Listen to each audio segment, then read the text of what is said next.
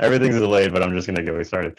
All right, so welcome to The Break. It's Matthew Stivender here, and today is the first episode, and I really wanted to start this off with a very good topic related to capitalism, which I think is a very, very big topic for what we're dealing with today with this whole COVID crisis and everything. And I think it really helps to define what America is as an identity. So I thought I would really, really like to hit that point home. So obviously, I think the one person to really talk about in this whole topic is not only Trump, but Lieutenant Governor Dan Patrick. I have my script here, so I'm looking down at this. Not very good at doing stuff live, but we'll take a good whack at it here. So if you haven't seen it, I definitely recommend you go and you look up like the news broadcast that he kind of did where he was saying, oh, well, maybe, some of us senior members would actually like to sacrifice our lives in the pursuit of actually retaining this capitalistic structure that we have and retaining America's superiority in terms of industry, which I thought was kind of crazy. Thinking about that, taking a deeper look into it, he's obviously trying to sustain the identity of America. And for those of you that are looking into spirituality, people will look at it and they'll say, okay, that is the ego that is trying to survive, the collective ego, and also the individual ego of America being a superior capitalistic kind of structure. So along with that, obviously we see the counterculture. Socialism is kind of no longer that much of a dirty word in certain circles, especially like the Bernie Sanders kind of types and a lot of people that are more progressive. They're talking about different types of structures for society to evolve into. And looking at all this, I found that there's a good body of work that really helps to kind of put this all into perspective of what is actually going on here. And so that body of work would be the World Values Survey. And what the World Values Survey talks about is how cultures evolve. And this is really spearheaded by Engelhardt, who is a professor out in England somewhere. I forget exactly what college, I think it was Oxford. But basically, his organization started off making surveys from many different countries all around the world and seeing how their viewpoint on different topics evolve over time and what the catalysts are for that. So I won't go too much into depth about that because that's a really big topic. But what I will say is that there is a common arc in terms of society and culture changing, and it's from what he calls survival motives and survival values over to self-expression values. So it's moving from a lot of the materialistic focus and a lot of things that are focused on in terms of like survival and trying to sustain ourselves in this world, or there's so many different forces pushing at us, like how do we get agriculture right, how do we get industry right, how do we get all these sorts of things. And then self-expression values are going to be more focused on gay rights and equality and just a whole that kind of stuff that is a little bit more of a political side. And so you can kind of see, you can kind of contrast to say, oh, okay, we're obviously moving our value structure in this direction. And there's a lot of other values that are kind of falling as society evolves. And you can see how the developing culture of the current model, like more socialist leaning, more collectivist leaning, I should probably say, is more of a self-expression value. And you can see how they have different values in terms of ecology and all these types of things, because culture, as it's defined by Engelhardt and a lot of other scholars, is a collective understanding of a survival strategy. A lot of people don't define culture in this kind of way, as it being a collective culture, as a collective survival strategy. But it starts to make a whole lot of sense when you start to see why people are so clinging to a culture, because it's very much rooted in their survival strategy. So there is that. Leading me into saying that, the next generations are really just trying to create a new survival strategy. And that's basically the rivalry is like, okay, to survive, we need to worry more about ecology now. We need to worry about, all these other types of things because back in the day when like, baby boomers were born and, older generations, the population was half of what it is now. So a lot of these problems did not exist back in those days that exist now. So if you think about it, it's kind of crazy how all this kind of stuff has accelerated in these past years to actually become an existential threat. So that is kind of giving you a little bit of perspective of like what is actually going on. So in terms of America, in terms of, California and Orange County specifically, I say that we are very much cultural leaders in terms of the evolving identity of what America is. I mean, it's no kind of secret that everybody kind of sees California as being more futuristic and, kind of focused on what the future is and being on the leading edge of, what's going on. And so with all that said, uh, I'd like to open it up to Q&A. I think that my closing remark would just be to say that, the identity of America and what America is this idea that is dying and being reborn.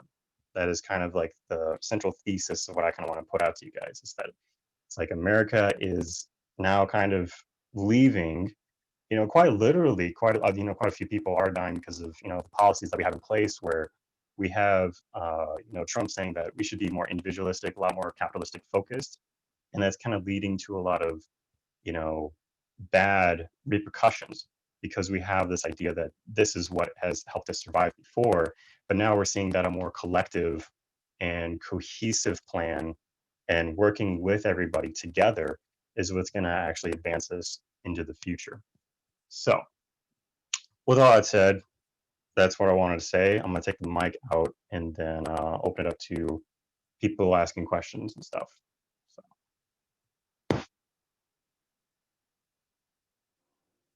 Can you hear me, Matt? Yeah, I can hear you. Okay. Oh, that was good. That was clear. Matt, did you mute me? Was I making noises throughout that? I could not hear. I got a notification on my screen saying that I was muted. No, I think you were fine. You're good. Okay, good. Sorry. You got something else to say? I mean, yeah. I mean, okay. So 3 people here. I mean, how did you come up with this topic? It's very very abstract and almost vague topic. Sorry, no offense or anything, but how did you come up with it? Yeah.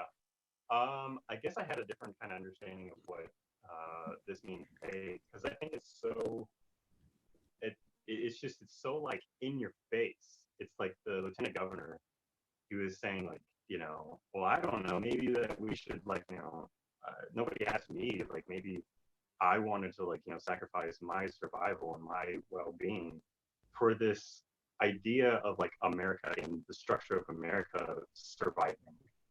And it was like, okay, you're going to sacrifice your living self and you're going to, put other people in this position where they're going to sacrifice their life so that the image of America and what you think America is going to survive.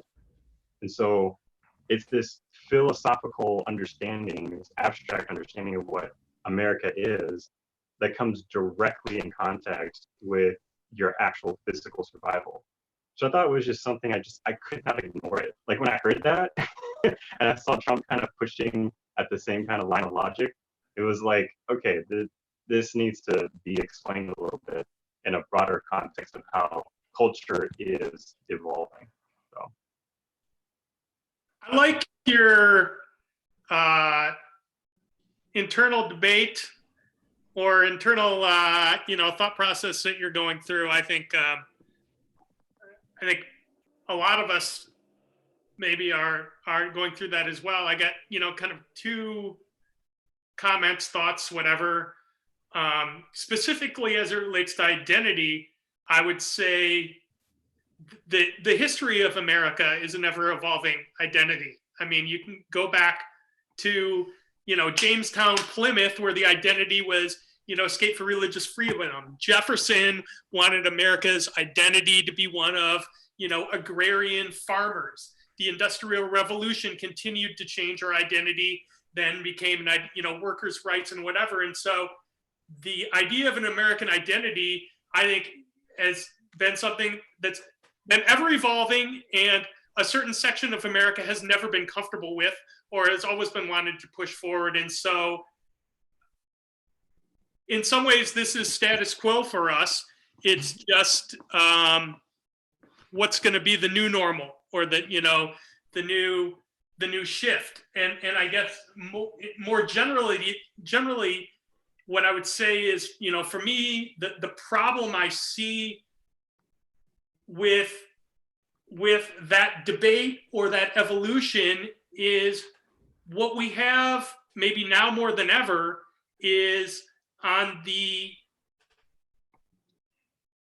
pure political side. I'm not talking talking heads on TV. I'm talking political dogma side, is a country that's possibly as polarized as it has been since the Civil War in terms of factionalism, combined with the fact that we now, for the first time, have 24-hour, I'm not even going to call it a news cycle, a 24-hour opinion cycle that can perpetuate the polarization. And so it's people talking past each other that are all wrapped up in a political zero-sum game. And so how do you get a thoughtful dialogue between those groups, especially when you're talking about something as ever evolving and divisive as something like identity? Yeah, I mean, because it's kind of like I'd say there's a good episode, I think, on Rebel Wisdom. He talks about Daniel Schmachtenberger, the war and sense making. I think that kind of hits to the point you're kind of talking about, and it's about all these different meme complexes. And so you can think of, kind of a dumbed down, super simplified kind of understanding of what it is like a religion. It's like it has in it like its core truths. It's like be nice, be good, be all these kinds of things, and like Jesus said all this kind of stuff. But then they have all this, the Spanish Inquisition and like all these, religious crusades where they kill people. It's like, you must believe in this one loving God, otherwise I'll kill you. And so it's just like this twist of like, we were supposed to be all loving, but now we're killing people in the name of love. And it's like, okay, how did you kind of twist your mind to make that happen? And it's really seeing the rivalry of how this idea and that idea are clashing, and they're trying to survive inside of the same kind of space. And the one that's more rivalrous, the one that has a lot more different elements to it that say, hey, God is a punisher rather than a loving being. That helps us to survive. Hell is the place you go to that's going to be super, super bad. And if you don't follow all of our rules, then you're going to go there. And to make people believe that, that's a really good element to actually help that whole structure of this paradigm to survive. So you get this game dynamic developing from that. And we have to, have a way to come together and actually do some good sense making to actually make all of that a thing of the past, really. Which I think that there are some emerging places where you can actually do that kind of stuff. But obviously, I mean, right here, this is not going to be like, the end all discussion about it. I mean, I really like the series to be hitting the topics, all of them. And then people that are in the audience, people that are outside of this, or, people that I might reach out to, we can all kind of come together and figure out how to actually make that happen. So I think that that's going to be a big collective thing. And you can see, I think the other point, what direction is culture evolving? We have a good indication, looking at, the World Value Survey, along with some other things, with developments of psychology, you can see that a lot of these values, these self-expression values, that are more expressed in terms of like northern, eastern, like Europe, like Sweden and Norway, and all that kind of stuff, and a lot of just northern Europe, they developed a lot of those, and you can see kind of a natural progression towards a lot of those same kind of values. So that would be my answer to those two things. I got a question or clarification, maybe. Um, you mentioned the lieutenant governor saying, or I think it was the lieutenant governor saying that like he's essentially willing to Yep. die for just so to clarify that, are you like you're surprised by that? So my question is, are you surprised by the fact that somebody would die for the values that they think are important in a culture, or are you surprised that he picked kind of this time and these issues? Well, it's kind of like, okay, so in terms of like, patriotism and like dying for your country, like working, in the army and that kind of stuff. I mean, that's all like well and good and all that kind of stuff. But it's this anti-systematic and like anti kind of broader picture that you kind of have to see, and saying that the identity of America is this, and to say like it is a capitalistic structure, it is superior, America number one. I mean, he's not saying all that kind of stuff, but and I'm kind of putting words in his mouth with a lot of that kind of stuff. But there is this element that's very much tied to capitalism and to America being a very individualistic, valued country that he's willing to die for, when it's really, there's like, we all have to come together in order to actually push our way through this anyhow. And he's kind of seeing it as kind of just like a knee-jerk reaction to saying like, this is what we should kind of do, and not saying like, oh, if we do that, then it's going to hurt our industry anyway. And it's kind of like, it's such a different paradigm to be focused on, that it's like kind of just like, okay, wow, all right, that's really what you're thinking. That's really how you think that this problem is going to be solved, is sticking to that kind of old, more kind of imperial kind of America. That's what I found kind of shocking about it. People but dying for the beliefs, I mean, that's happened for like years and years and years and years. But dying for this particular kind of narrow focused value set is just kind of a little bit off to me. So, but yeah. One of the things that's been odd to me has been the tie between democracy and capitalism. I feel like they're different types of thought patterns. Maybe they've got similarities or whatever, but I don't see them as being totally lockstep. One's a system of government. The other is a financial system. Right. So do you see Yep. see this as a defense? Like is one of are those two ideas in conflict? Is one of them changing and falling away, or is it a mashup of those ideas, or do you think you've been talking about capitalism, but is it tied to? Yeah. I guess it's better to put it in context of like individual values versus like a collectivist kind of value set. And we can see that, capitalism is definitely an individual value kind of set idea. And democracy is more or less a collective kind of view. And you can see how the private interests of, lack of a better term, corruption of the capitalistic structure into our democracy has kind of won over, because we just value these independent, things. We value the independency of America. That's what America means. That's what the identity, that's what the thought process is. That's what we export in our films and our media and all that kind of stuff. So there is quite a bit of a bleed between like, what is an economic structure, what is a political structure, because politics are going to govern economy, and the economy is going to influence government. And that whole play, and I've kind of, trying to take a meta structure here to see what is the common thing. It's like, okay, what people believe, what are their ideas, what are their philosophies, and seeing the spread, the diaspora of like all these different ideas, and seeing what direction this is going to push itself. And that's kind of where I come to like, okay, we're going to push more towards the collective sort of side.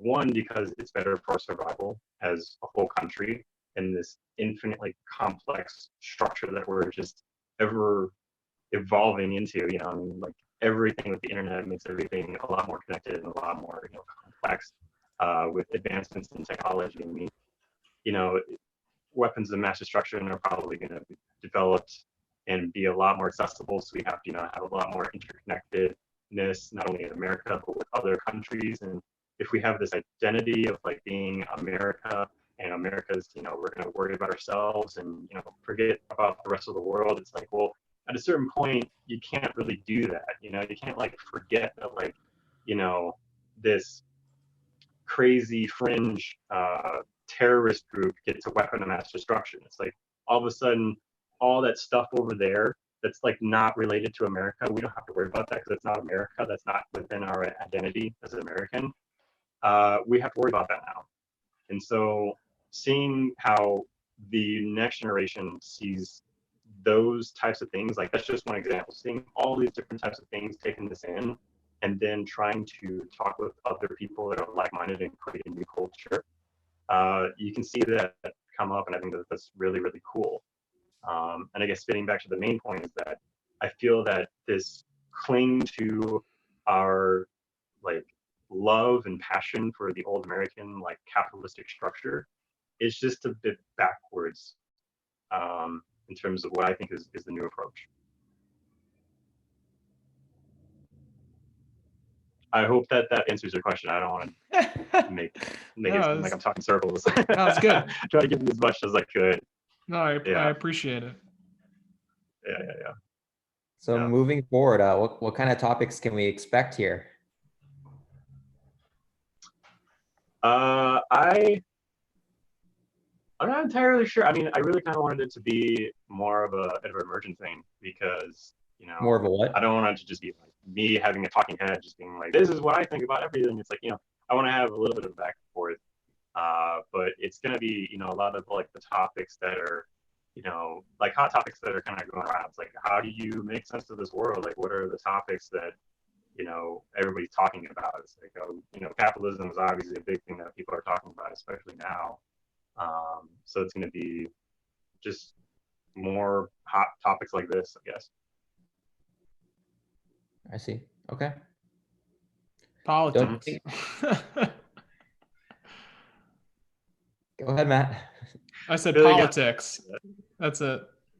Oh yeah, I mean they're politics, but it's mostly like I guess any more specific, more about philosophy, because I think that affects just about everything. It's like, I mean this is a really big political like hit, but in terms of like let's say doing business, it's going to affect that too. Like if you're trying to sell some product being produced in China, and the culture's shifting, it's like, well, all this, sorry to use some bad terms, but slave labor. That's how a lot of people see it, including myself. I kind of see that being kind of bad. A lot of people aren't going to want to buy those kinds of products, kind of moving forward. Like, how do you create a business that is more sustainable?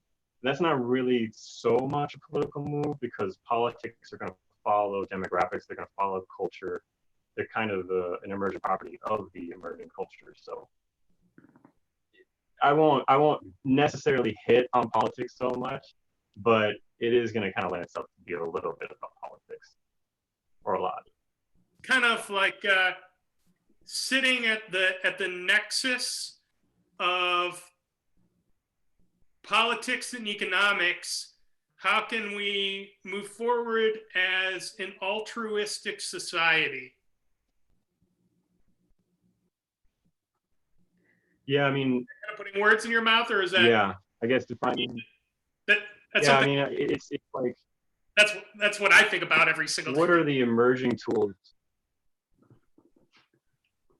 Yeah, I mean, it's like, what are the emerging tools, like the philosophy we're going to follow now? What is the culture that's evolving to where we can actually help with survival and also kind of just live a better quality of life?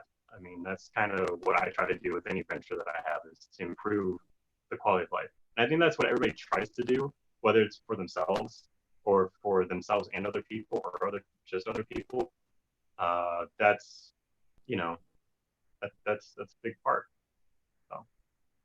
Do you think conversations are going to become more and more difficult? You know, as this, I imagine you eventually hope that this thing we're doing here, it becomes more and more popular, and as more and more people join, you know, people are just going to talk over each other. Do you foresee it continuing in this type of format, conversational format, or do you think you'll eventually change it?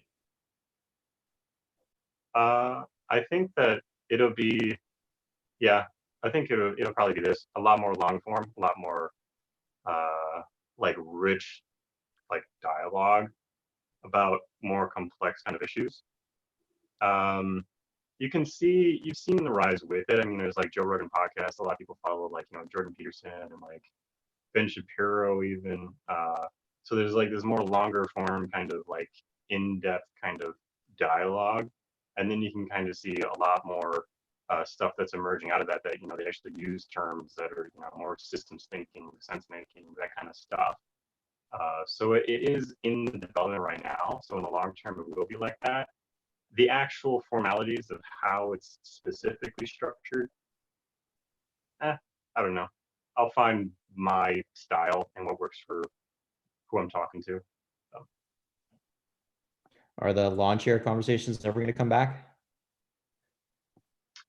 Those will come back. Yes, I actually wanted to have that more of like a as like a hybrid kind of thing, to where I can bring that into the show, and then I can actually do that like outside if I wanted to. So if there was somebody that I wanted to talk to that kind of fit both topics, you know, the philosophy of like evolving things, and then Launcher Talk was more about like just kind of more what is this culture kind of doing to specifically business and like that kind of thing. There's a lot of crossover, I think. So that's what I want to do. But obviously I can't do anything in person because COVID, but I've been trying to do stuff live with like a talk over Zoom call. So you'll see it back. Your next one should be on culture. You like to throw around this word culture a lot. Culture is a real abstract word. Have you ever heard of the fallacy of natural? Fallacy of natural. I mean, natural fallacy. I mean, I have heard of it before. The natural fallacy states that you can't actually use the word natural in any formal argument, because the word natural can mean anything. Everything on earth is natural. So to use the word natural in any formal argument is fallacious. And the word culture, I mean, I guess that kind of gets into deconstruction and, you know, a lot of like Derrida and stuff like that, like postmodernism, which that's a whole nother topic, which I would like to talk about. I just feel like there's some groundwork to kind of reach up to that. So to kind of say that argument, like, okay, any word is, you can break it down like that. Like, what is like a selfie mean? It's like, does a selfie mean you? Is it just you? Or does it mean you and somebody else? Does it mean you holding a cell phone? Does it mean you with a camera, like any kind of camera? Does it mean you flashing one into like a mirror that shows you? Is it just going to be you and then somebody else? Like, you know, it's like, okay, you start to see that we are kind of being sloppy philosophers and sloppy in terms of like how we define things. But for the sake of conversation, I think that I'll probably leave that towards a little bit of a later date to kind of go into be like, okay, actually could I everything. Jump in for a minute? Yeah. This is Tristan. I'm dialing in because I was out on a walk and now I'm prepping dinner, and I figured you guys probably wouldn't want to watch me slicing potatoes. As a previous debater and somebody who teaches debate, Kevin, the fallacy of natural is actually not just the idea that everything is natural, but it challenges our underlying assumptions that what we assume to be natural has always been natural.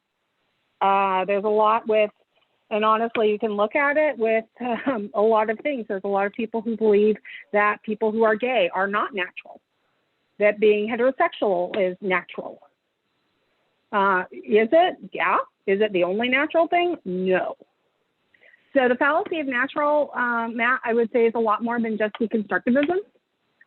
There's actually some underlying philosophy there that, very honestly, if you're going to do a broadcast like this, I think you can expect a lot more of people hitting that fallacy of natural, because what is natural to most of us is what we've already experienced.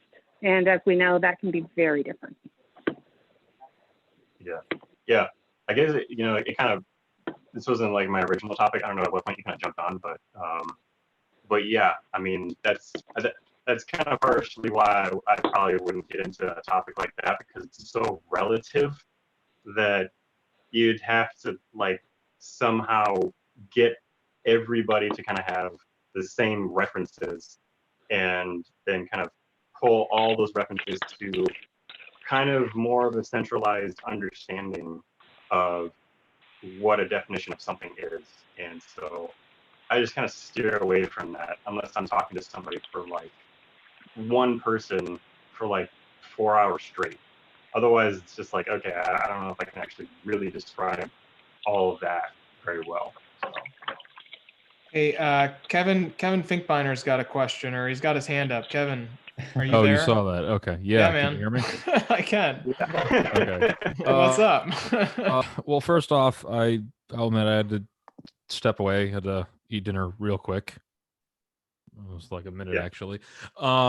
So I may be going back to something that I did over here earlier before you guys started talking about the the natural, the relativity of what's considered natural and whatnot, and it had more to do with the whole capitalist line of thing. So okay, forgive me if I'm simplifying it too much, or if I'm maybe drawing the incorrect parallels here. But my impression of, we're talking about capitalism, this stuff, whatever, is that I feel like you don't necessarily, what's the word I'm looking for? I don't want to say you don't necessarily believe this, but like you don't, what people consider the American dream is real. So I feel like when we talk about capitalism, I feel like that the American dream, that's the foundation of the American dream, is a capitalist idea that anyone can make something out of themselves with hard work and dedication. I mean, I think that's the basic. It is a capitalist idea at its root. Yeah, I guess I'm kind of having a hard time getting at what you're trying to ask me, I guess. Like, do I believe in the American dream, the capitalistic kind of structure of it? And once again, this may be me trying to fit, because you said something about what this lieutenant governor was saying about it being willing to die for it, something was off about it. Now, once again, I forgive me if I'm like missing something or simplifying it, but it's just when I hear things like capitalism, democracy, republic, or whatever, it's like, that's just what my mind goes to. Are you like? And I guess is it like it seems like it's a little bit of a, like there's a little bit of a contrarian stance, which is fine. I'm not trying to like accuse anybody, but is that view of the American dream dated today? Yes, I guess if we're to arrive, if I'm trying to arrive at it, yeah.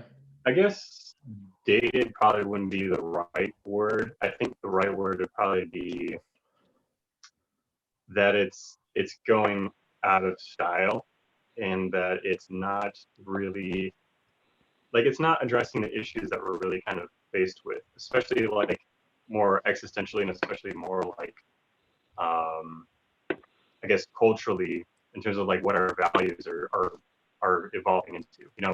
When you're focused on like everybody having adequate health care, and when your belly's full, like let's say capitalism has run its course, and we have industry, like we have ridiculous industry, we have robots creating cars and all that kind of stuff.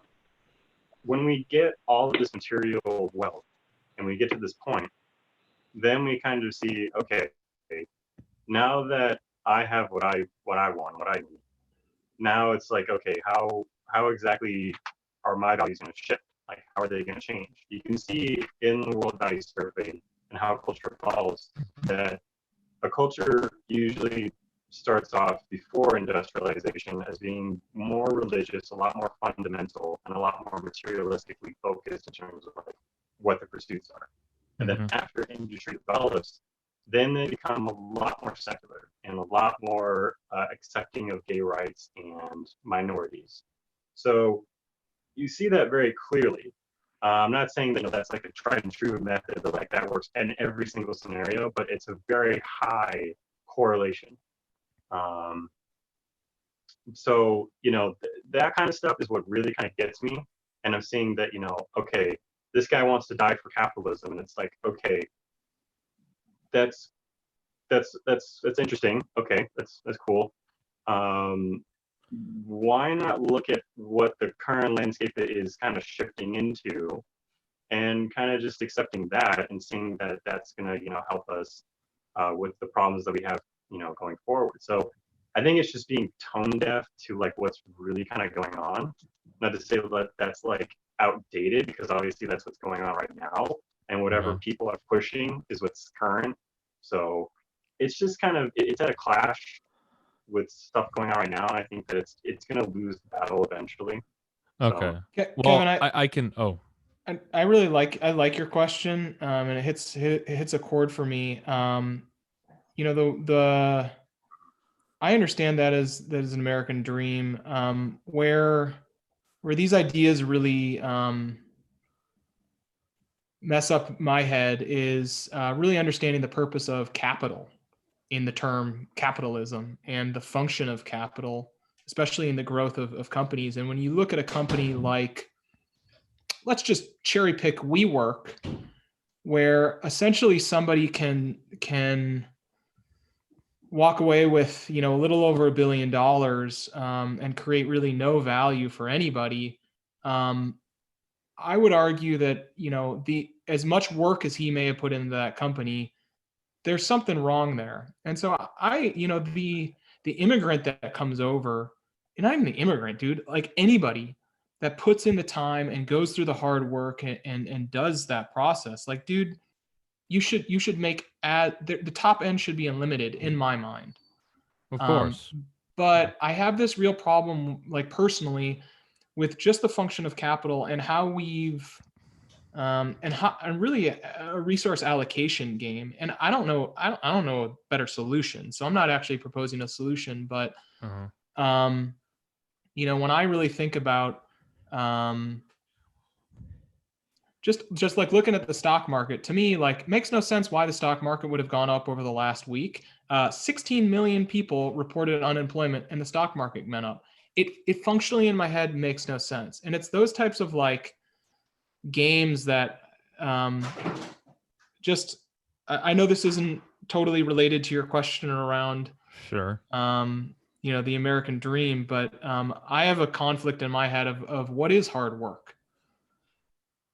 Right, and I think about know. that. I think about that too, and I think this is where the idea of a meritocracy comes in play. You take out what you give out, or you take what you give out. And that's why I personally, and I'll say this boldly, I have a huge problem with the rise in socialism. I think that is absolutely contradictory to what the world should be doing, because it's like, yeah, it's everyone's equal. Yeah, it sounds great on paper, but the world doesn't. The world fundamentally, I believe, doesn't function on equality. No one inherently is willing to do stuff for free for somebody else, no matter how much they want to appreciate it. Everyone wants something for what they put out. And it's like, you look, look at any community that have been set up through history. They have most of them have all failed because no one, when it comes down to it, ideology aside, no one is willing to pull their own weight for nothing. Everyone wants to be paid or compensated for something, and there's nothing wrong with that. So I guess I don't know if I'm talking over anybody, but I like to put my 2 cents into that, I guess. I don't think anybody's really kind of looking at the future being like we're gonna just change overnight to like China or something. You know what I mean? Like I think Anand Giridharadas, if I can pronounce his name right, sorry, but he I think has a really good point to it, saying that, you know, we've had a mix for a long time. You know, we have like our firefighters and policemen, everything being paid off the tax. I mean, that's socialism. We have our roads being built for the better of everybody. That's socialism. You know, you don't pay a toll every single time you drive out of your driveway. So, like I say, I mean, I say certain words particularly carefully because I know that that's like, you know, I'm trying to get like a kind of a more detailed kind of response. And I'm saying that we're going to move more towards a collectivist kind of structure rather than an independent value structure. That's my kind of take on it. Can I tell the future? Do I have a crystal ball? Not really. But if I'm going to place bets, like if I'm forced to place bets on stuff, like everybody is in terms of like making decisions with their life, with their business, with their relationships, I want to place the bets on we're going to be a lot more collectivist in terms of our structure in the future. Which, okay, that's understandable. I mean, but I agree with what Andrew was saying earlier, and once again, I may be paraphrasing this, but like in terms of you consider a collective like national identity, I don't think one will ever exist because it's so inherently undefinable. Because there's a huge it goes back to the melting pot analogy, not just cultural stuff, but like just ideologically, it's There never has been one, and I don't think I think it would be a fallacy to even say that, you know, to talk about an American dream as a singular idea or concept. I will say, you know, Kevin, I understand where you're coming from in terms of when you hear socialism or collectivism or whatever, your aversion to that and your idea that you know what we should be striving for is a meritocracy. You know, the issue with that though is, you know, if you're saying, you know, I don't like social, you know, look at this and, you know, yeah, in a vacuum it's great, but I don't like it, da da da da da. Well, the same exists for a meritocracy too, because there, you know, obviously there isn't equal opportunity for everything. So yeah, if everyone had an equal opportunity to do anything, yeah, meritocracy would be great. But obviously that's not how the world exists. So we need some way to balance a altruistic, you know, collective socialist structure while also valuing hard work. Yeah, I guess I should put a thing out there just as a disclaimer. It should, you know, it should go without saying. I'm not making any kind of moral statement as to say that we should do this or we should do that. I'm just kind of giving you a good estimate from what I can gather of, you know, what the hell is going on. Because it's all well and good to kind of debate philosophy, which I love to do. Love it. It's awesome. But in terms of like, you know, kind of giving you guys value and giving you guys something to actually kind of work with, it's like, okay, this is what I see happening. And I think that that kind of gives people a good out as to being like, okay, you know, we can debate this, and we can see this, but we can actually look at the numbers. We can look at, you know, what culture is actually doing. And then we can kind of work with it rather than kind of like saying, you know, this is what we should do or this is what we shouldn't do. Not to say that any of you guys are saying that. I can just tell that that's going to be something that's kind of interpreted that I don't really want people to kind of take from me. So okay, I understand. And I mean, in accordance with like I guess I kind of had like a knee-jerk reaction when I hear social, because once again, I mean, I have parents that lived through the Cold War. I'm not lived through the Cold. I mean, my dad gathered anything. intel on the Soviets, so he's got quite the opinion on Russians and communism. So I guess that's sort of rubbed off a little bit. But I guess if I can go back to what I was originally going for, so I think if I'm understanding you correctly, I agree that at least in terms of now, I guess the age old concept of the American dream is malleable. I would say it's malleable more than outdated. But once again, I guess my point is like I would completely disagree with anyone who says it's dead or it's outdated, it's not existent, because my point was like everyone in this chat window is an example of that, because we're all entrepreneurs, we're all doing startup stuff that is living out that creeds, and each and every one of us here has reached different levels of success. I mean, but once again, that's the thing, is you're able to define what success is to you. Maybe you're there, maybe you're not there, but that's the great part about it. So I look at everyone here and in the 1 Million Cups community, I'm like, you can't tell me that idea is gone or not applicable anymore. At least we talk about national identity and whatnot. So I guess that was my original point. I don't think it's gone. And Tristan and I, we've actually talked, I feel like I've talked about this a few times today. It's maybe just to connect like the 1 Million Cups to like the collective. I think the 1 Million Cups community would be stronger if we were more of a collective and cared and wanted to see the success of each individual in that community more. I think we'd have more success. It's not to say that we don't do that. We do. And frankly, it's one of the only places that I really see in Orange County that kind of does it. It's why I spend a lot of time in that community. But the more we fostered and helped each other, and I believe that we'd have more successes coming out of the end of that, and more individual successes by kind of fostering the collective.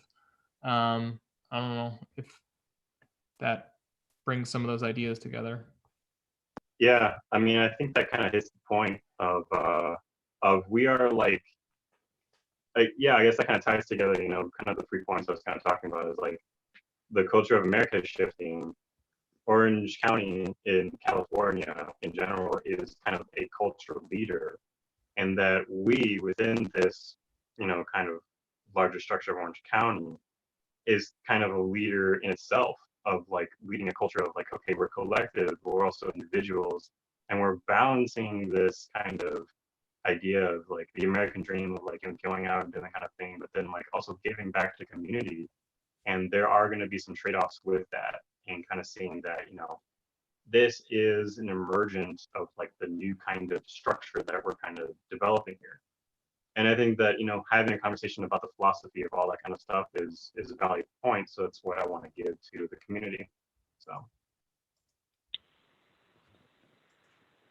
If I could jump in for just a second, because I had kind of an observation. And to answer your earlier question, Matt, I actually logged on fairly early, but I had some connectivity issues with my audio, but I only missed about the first 5 minutes or so.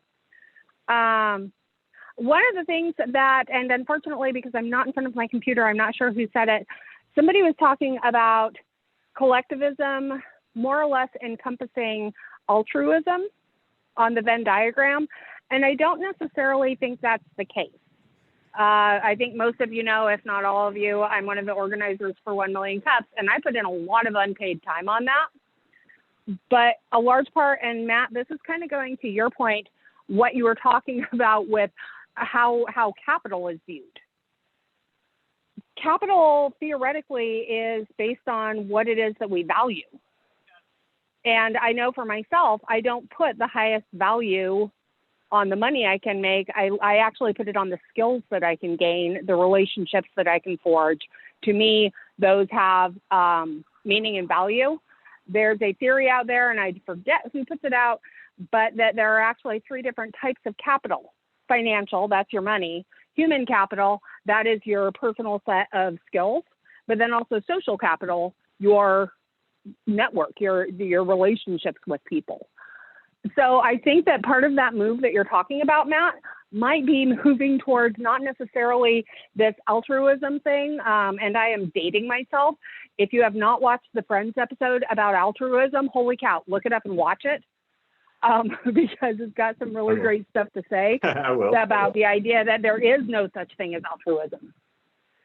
And for those of you who know the show, Phoebe is like the most hippy-dippy of all of them. And she's the one who's going through this struggle of, is anything truly altruistic? Or is it all because we get something from it? With 1 million cups, yeah, I put in a buttload of unpaid time. I would never say that what I get from it is not of value. It is not purely altruistic. Yeah. So, Well, that might I be kind think, of what you're moving towards, Matt. Well, I think that, there's a bigger topic, which I think I'll tackle later, because I think it hits on so many points that it's like the, what is natural kind of debate. It's like, it's so relative, it's so big that you're just like, okay, how do I tackle this? How do I eat this elephant? Is like the idea of like pragmatism, and how like a lot of our stuff is just based off of pragmatism. It's like, what's the ROI? What's this?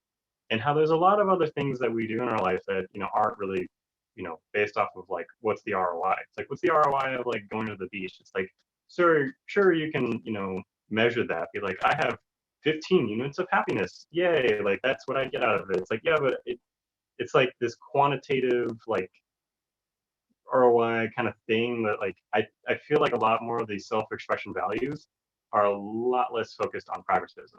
It's like, what do I get out of it? Helping some third world country person kind of, help them with their life and like what they're doing. It's like, I feel good about it. I do this, I do that. It's like, but at the end of the day, what actually makes you push the button to actually help somebody else, knowing that it's never going to come around to you, is, first off, how well are you with your survival? Can you live without that $15 a month or whatever? And then, secondly, it's like, what kind of goodwill do you have within your heart that you can't quantify, that's actually going to make you do that? And certainly you can try to measure everything and stuff, but that's not specifically what you're talking about. But I feel like that's kind of the umbrella thing that is kind of impossible not to talk about when you get into that kind of discussion. To a degree, yes, but also to a degree. So when you push the button to give $15 to somebody in Africa that you have never met, you will never meet, the quantifiable thing that comes back to you, and it's tough to quantify, but it's actually your own self-esteem. How do you view yourself as a person? And I know that's close to the top of the pyramid, but that's kind of, to me, that is where it ends up coming up, is when you look at people who claim just straight up altruism. I mean, I know, and what my favorite example is actually driving. I try to be a really, really polite driver, because I am honestly hoping that other people will take the hint. Just be a polite driver. I will, God, you turn on your turn. Yeah, if you turn on your turn signal, I will make room for you. Every single time. Yeah. But it's because I'm hoping. Yeah, well, because I'm a communications person, that is actually one of my favorite rants, and I will spare you from it. But yeah, I am hoping that it will come back. Not directly, not immediately, and maybe even not to me. But holy cow. I look at it and I'm going, you know what? Every day that I don't get hit by somebody, and, current situations aside, because I'm currently only driving my car once every 2 weeks, every day that goes by that I am not hit by somebody experiencing road rage and going the wrong way on a freeway entry ramp, yay! I live to fight another day. I'll take it. All right. We're coming up on 6 o'clock, everybody. Matt, you want to take the last word? You got anything to say? Well, I'd like to say that, this I think this went a bit better than I thought it would, which is pretty cool. And I like, I thought this was just going to be like a rerun that I would like push out to everybody and then try to get, some people to discuss some stuff. But it's really nice to have this discussion. I really wanted to like grow and to kind of, build out more of an ecosystem like you have at 1 Million Cups, where people kind of come together and help, push something along. Not necessarily me, but just like, a philosophy, something that we can actually, use and kind of help other people with, understand things. So yeah, thank you to everybody who was on. Thank you to listening to me babble for a little bit and then have a discussion and kind of come around to things. So yeah, that's what I gotta say. Cool. Well, we'll be back next week, Wednesday at 5. Oh, yep. All right. Definitely. Sweet. Thanks, everyone. Take care. Yep. Thanks, guys. See you.